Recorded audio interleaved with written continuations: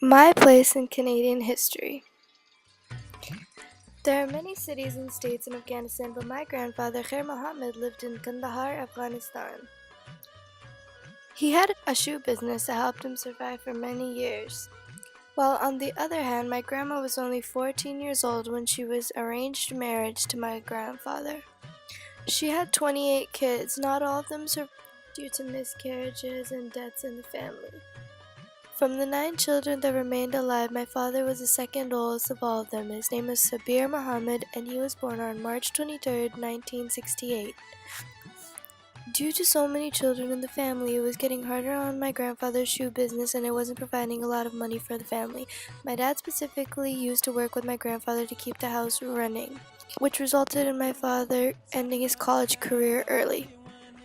In 1990, my dad got married to my mom, Ambreen Katak, who was born on June 6, 1971.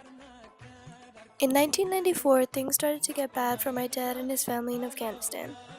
The Taliban organization came into Afghanistan, which was held by their leader, Mullah Muhammad Omar. They established their headquarters in Kandahar, where my dad's family was. The Taliban wanted to enforce a very strict version of Islam in Afghanistan.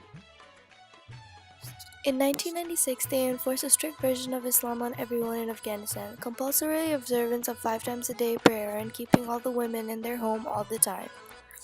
The Taliban took these rules so far that they closed all girls' schools and female patients were prevented from getting treated in hospitals. I connect this to the role of women and ladies in Canada. Women in Canada were not allowed to do a lot of the things that men were allowed to do. They were usually looked at as housewives like the Afghanistani women.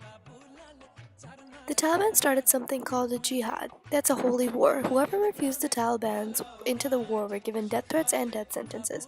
This was basically like conscription that they had in Canada, where they were forced to join the war, just like Afghani men were forced to join the war of the jihad. On May 17, 1998, my grandfather was recruited for jihad and we never saw him since. In September 1999, the Taliban police told my father to take part in the war. My dad went to his uncle and tried to see the best way to get refuge, and that was Canada. My dad immigrated to Canada as a refugee seeking refuge since Afghanistan was not safe at all. In 1976, Canada established the Immigration Act, and this was the first Canadian legislation to recognize refugees as a special class of immigrants. Since Canada is a place of freedom, equality, safety, and peace, they wanted to uphold that to respect the persecuted and the displaced. My dad was most interested into coming into Canada because Canada is also the world leader in protecting refugees. After being able to stay in Canada to feel more safe and protected, my dad started a whole new life. In 2006, after living in Canada for 8 years, my father got the Canadian citizenship letter. My dad wanted to start a new life coming into Canada. Job opportunities were also higher, and most of all, to be safe. Immigration Act gave people a chance to come to Canada and start living here on conditions of the Canadians. Its goal was to improve their economic growth and more. A few years later, my mom came to Canada and started living with my father and her 2 kids, me and my brother Mustafa. I was born on July 23, 1998, a couple years after their marriage.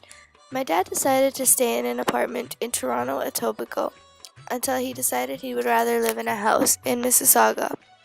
From then, I transferred on to Plumans Park Public School and then went to Edenwood Middle School. Now, I go to Stephen Lewis Secondary School in my grade 10 year. This was my place in Canadian history.